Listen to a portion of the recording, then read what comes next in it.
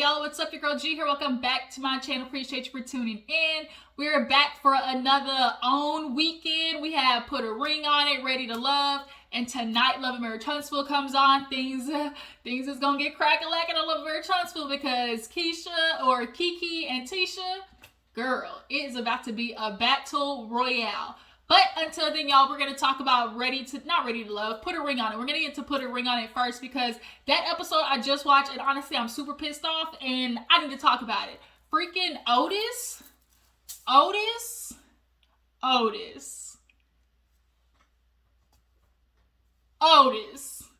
And Kenneth is coming a close second. If I had to go in order of just like ain't shitness, it's going to be first Otis, then Kenneth, then Fonzo. Fonzo's the typical playboy, like that, we know that story. But that extreme narcissism that Otis got and that toxic masculinity, that is bar none probably one of the worst characteristics to me. Like, then the cheating, like, to me, a more dangerous thing and a more abusive thing is like that mental abuse that comes with dating somebody who's a narcissist the way Otis is. That mental and emotional abuse, to me, it just, I can't. Like, to me, that's far worse. And Kenneth, his stalker ass ways, we come to find out, like, he's the other type of danger of, like, the poor me, like, the pity me, like, I'm the black man that you want to see succeed, basically hold me up and baby me because I don't feel good about the fact that you're a career woman and I don't want to let you go because you are the type of woman that I need, but I still don't want to get my shit together. Like, that's what Kenneth is dealing with. And Shorty, you need all of these women, like, cut y'all losses, boo-boo, cut y'all losses. But yeah, let's go ahead and get to the episode, you guys. So we basically pick up with Shay still talking about not feeling secure in her relationship with Fonzo. She's like, it's not just, now, we'll get to that part. It's like, it's just not that. It was like, I see his reaction with girls in person, and to see that, it really has me feeling some type of way. And, Fonzo wants to make it seem like, it's just my career, I work in social media and stuff, and so I just can't help what other people do. And it's like, no, it's not what help what other people do. It's these boundaries that you clearly, are crossing the lines of what you would consider respect. Like, a lot of females, like, have to say to you, dudes, would you like it if the roles were reversed? And most likely they wouldn't. But for some reason, when it comes to them, excuses start falling out their ass. But basically, she was like, I've had situations with him. I got receipts. Fonzo, he does nothing to, help me feel secure. And he always just hits with the, I don't know what you want me to do. And it's like, bruh, for real, you know what you need to do, but you just don't want to do it. They're going to actually end up having like a solo session with Dr. Nicole. I'm pretty sure that's her name. So they move on to Kenneth, talk about his date. Fonzo said he didn't like his date with old girl, but I don't believe that. I don't believe that. It wasn't a connection. I don't believe that. I feel like he's just saying that, and old girl is still communicating. They still sneaky linking. I feel like he is lying. Y'all drop down in the comments and let me know. When he said he did not like that date with Chantel, there was no connection. Do y'all believe him? Because I don't. I really feel like he's lying. We saw that date. He liked the way she made him feel. Like he said, you made me feel like I still got game. Like, there was something between them. And I just don't believe that he let that go.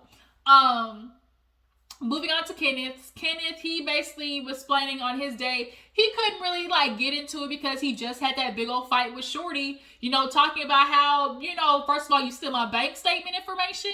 That's cuckoo for Cocoa Puffs. He's definitely the type of dude that will hold your money hostage, take your money, leave it on zero, and so you can't leave his ass. Like, that, after finding out what he did this episode, Kenneth is crazy, okay? Stay away from him, Shorty.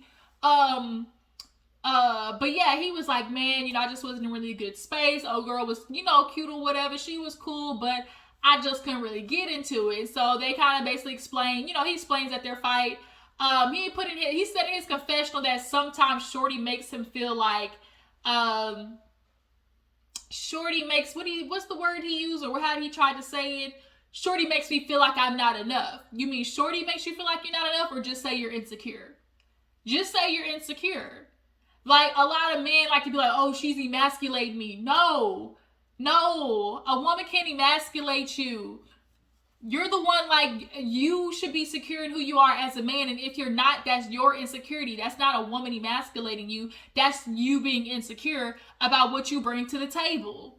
And if you're confident, secure in what you are and what you bring as a man, can't nobody emasculate you. Like, I don't like y'all always find a way to put it off on the woman. Like, she's not supposed to say something about you not bringing to the table what you said you're going to bring to the table. Or not expecting things from you, or calling out the fact that you said, hey, you're going to do this, this, and this for me. And then when you don't, or she has maybe a better way to help you in a situation, that's emasculation. Like, men are ass backwards, honestly. They could fall off the face of earth for a good month right now, and I would be okay. But yeah, Kenneth, he just wasn't really feeling the date. So he couldn't really give a girl a good chance. And then we get to Otis. He thought the girl, she was cool. I liked the date. When he said he wasn't going to go on a second date with her, all the guys said they weren't going to go on a second date. Basically, your girl, she like piqued his interest, but she wasn't really giving like sexy enough for Otis. But they started getting into like the date situation, and No, that was at the end of the episode. Yeah, that was at the end of the episode. He basically said he wasn't into old girl, and Charlene is okay with that, but she still does have trouble with him really not being open when it comes to the dates, which she gonna get into his ass at the end of the episode about. So everybody basically is going on their second dates, and we see, I'll just go with Kenneth and Shorty first. Kenneth, he is ending up going on a date, and it's a girl that Shorty knows through the radio scene. Her name was Maisha, I think. And it was like, okay, this is weird. This is awkward. But Maisha was up for it. She was like, may the best woman win. And Shorty's like, I don't know how to take that. Because for one, she's like, I don't know whether I'm happy or sad that it's, somebody I know. Because at least they're going to have the same type of personality and traits because, like, they're in the same field. So clearly, their, personality or, like, they're talkative, like, they carry those same traits. So Kenneth was attracted to her. He did like the vibe that she had. It was a cute little yang day, eating seafood, and they was kind of flirting back and forth. Well, not flirting, but, there was just a good energy between the two. Kind of find out they both Geminis. If there's any one of the signs that two couldn't be in a relationship, is Gemini. Like, of the same sign, two Geminis, they can't be in a relationship.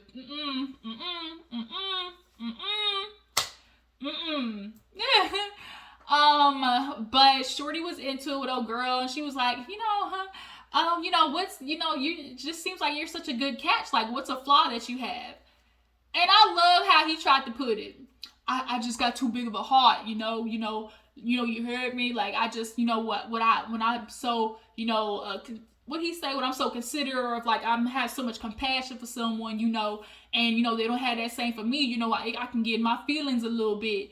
No, you sensitive. Say you sensitive. Not, I got a lot of compassion for others. You heard me. And if they don't do that, it make me feel some type of way. Your feelings get hurt. You get sensitive. Kenneth. Quit lying. And basically what you're saying is when your feelings get hurt, you act out. Because we've seen you do that on multiple occasions. And clearly, this ain't the first time. Like, Shorty is basically saying in the past, you've continued and you've done the same shit of like, oh, my feelings hurt, let me act out. And let me throw a bitch fit. Like, Kenan, don't try to, he tried to be real funny about that. But overall, they had a cute date. So moving on, Shorty goes out with Hollywood with his old chiclet teeth. I can't.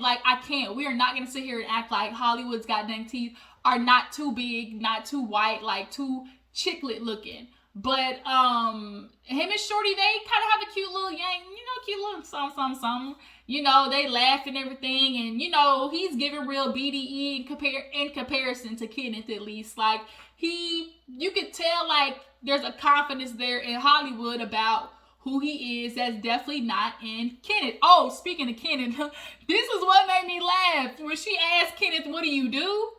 And he said, I'm an entrepreneur. Anytime somebody says I'm an entrepreneur and not really what the business is, that means i.e. I ain't got nothing, I ain't doing shit, basically. Because then he was like, oh, I'm an entrepreneur, but I'm a something. Did he say like a consultant or something? Oh, freelance or something like that. And then he was like, but I'm starting my food blog. You like skinny fat man or something like that. And I was like, bruh, you don't know what you doing. Just admit it. Like, you don't know which direction you going in life.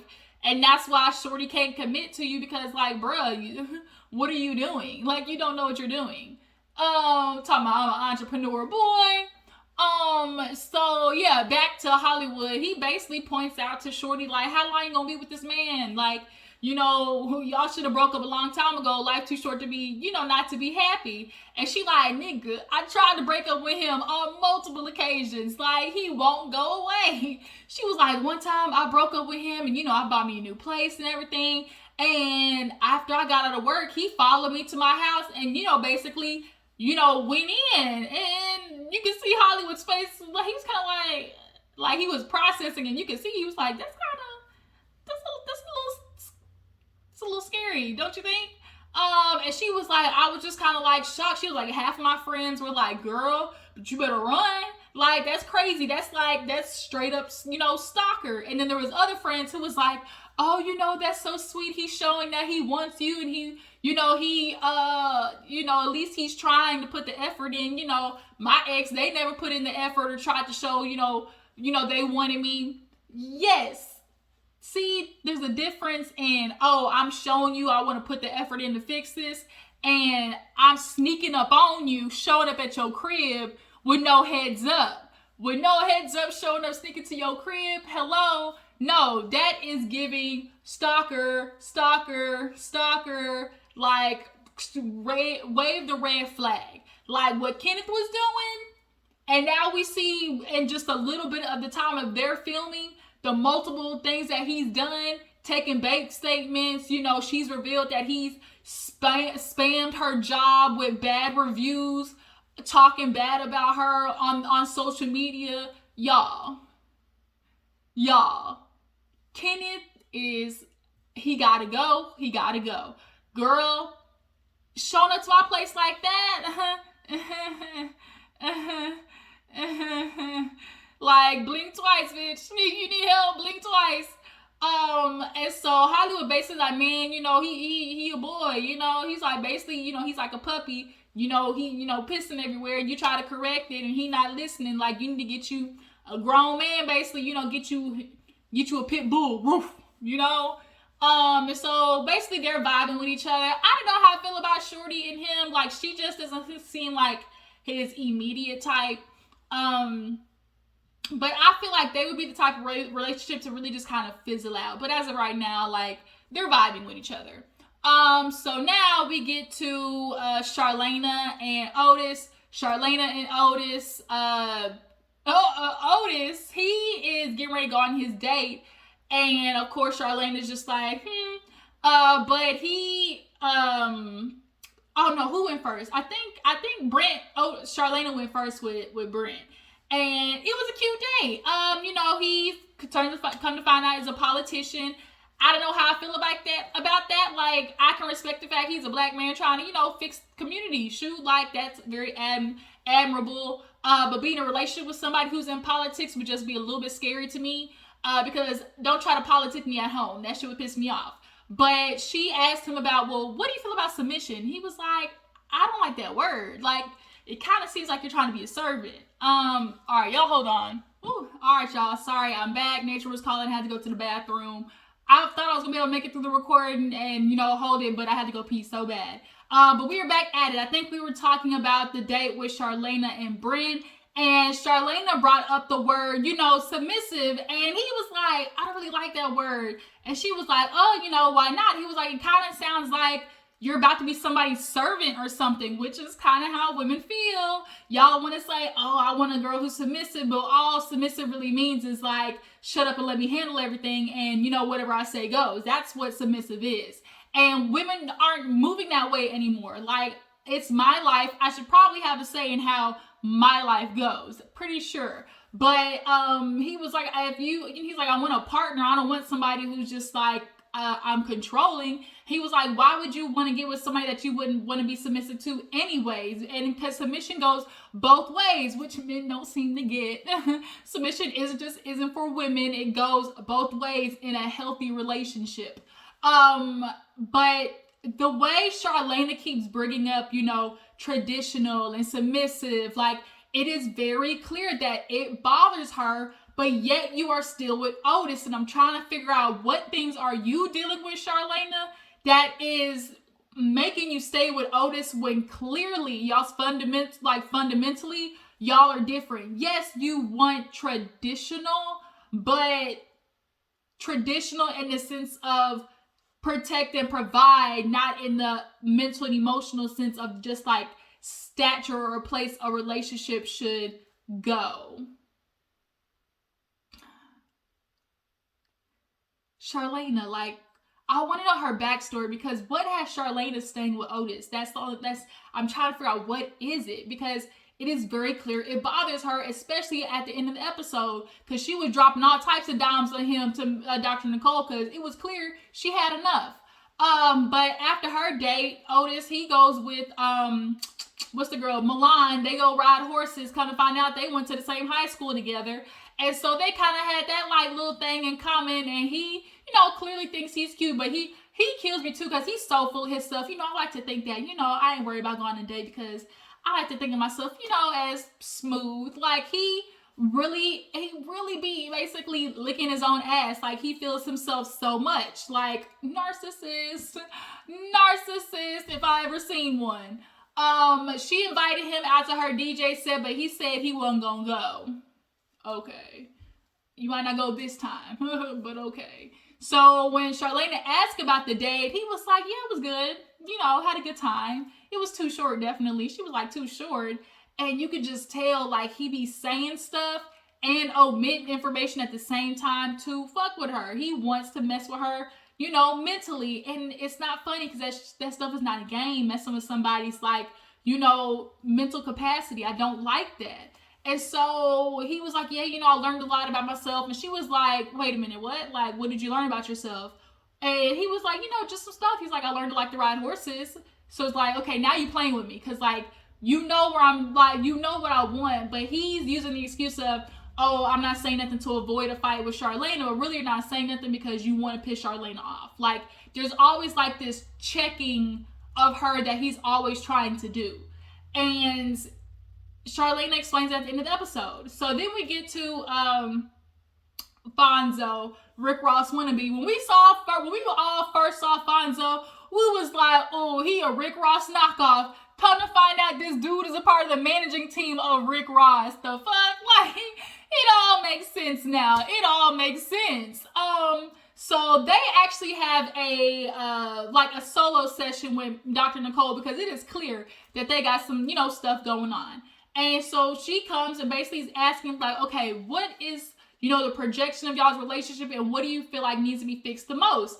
And Shay basically says, I don't have security. I'm starting to feel insecure in the way that he treats certain things. And when I bring it up to him, he feels like it's, it's just like, man, it'll pass. Like, he doesn't take it as seriously as she does. He doesn't hold no weight to, basically, he doesn't value how she feels or lack thereof of what she feels she's getting from him.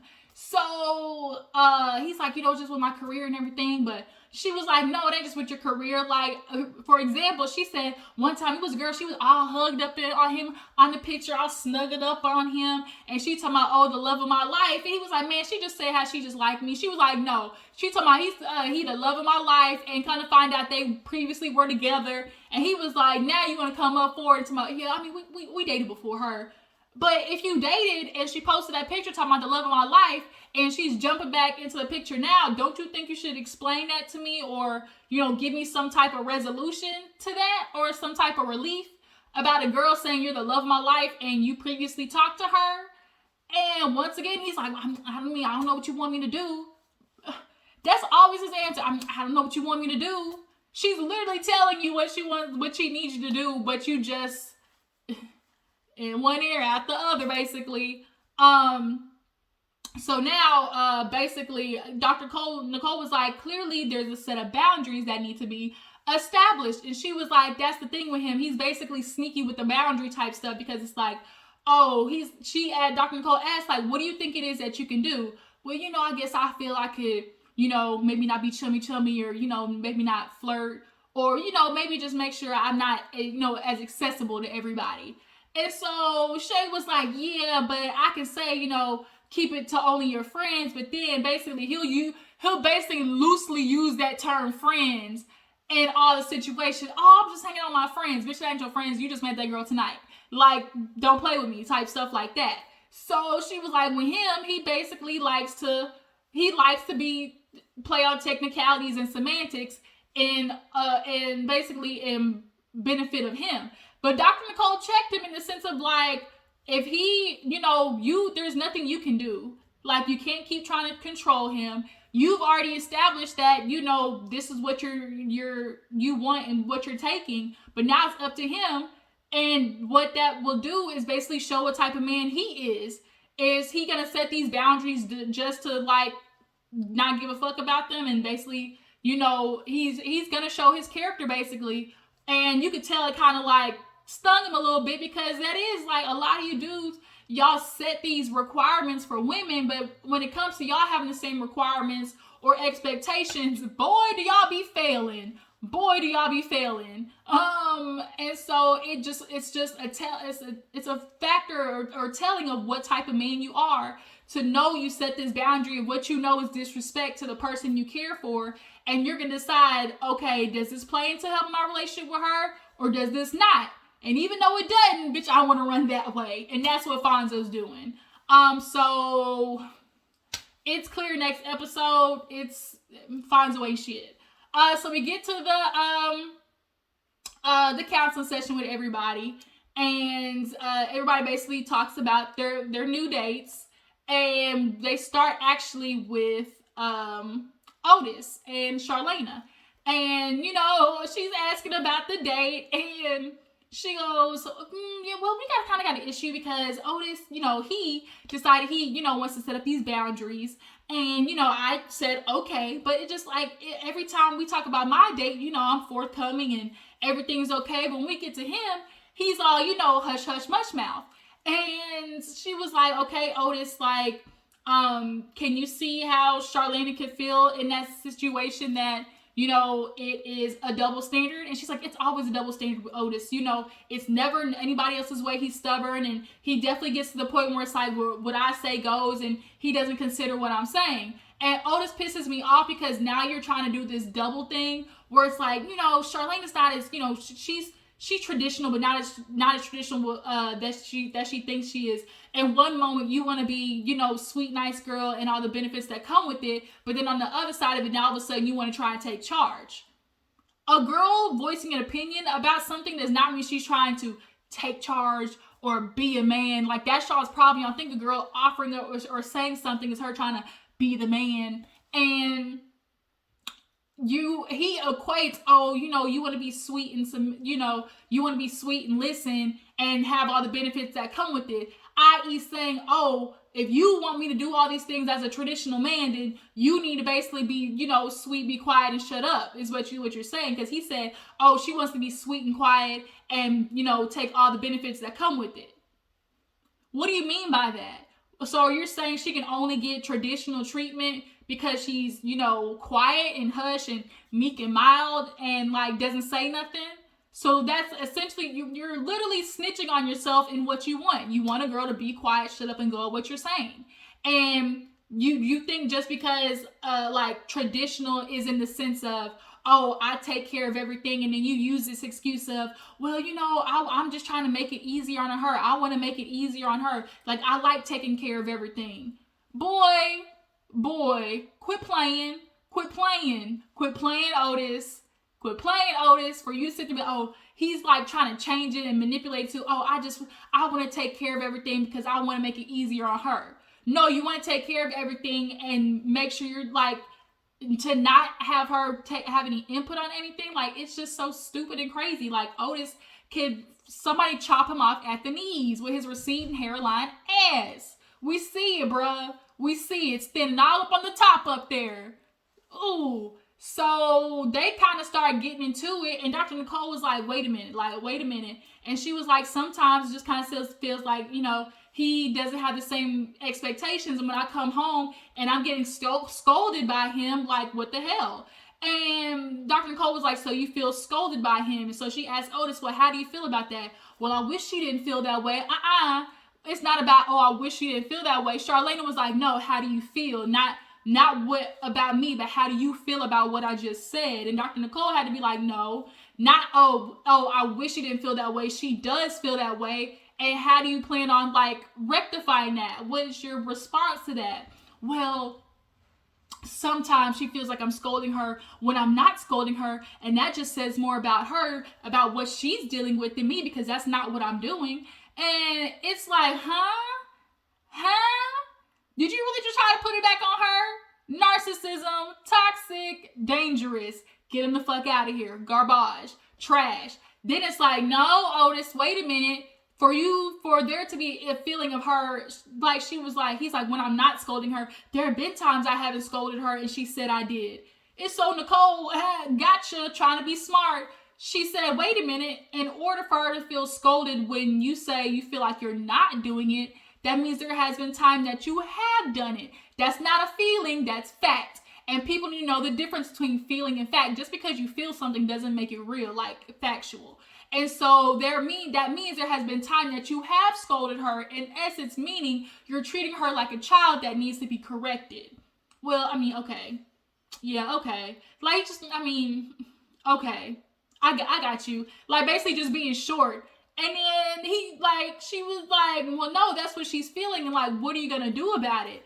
And he was like, I mean, yeah, she could feel that way. And he goes, but she's like, sit in that for a minute. Okay. Like, he was so dismissive, and you could tell Charlene in the way she was bringing it up, like, it was bothering her. Like, you can tell she has been holding in a lot of the shit dealing with him, of just feeling like, oh, what I say goes. And so that's where the episode ended, basically with him, like, just being like, okay. And it's like, bruh, like, you are the definition of just toxic masculinity and narcissism at its finest.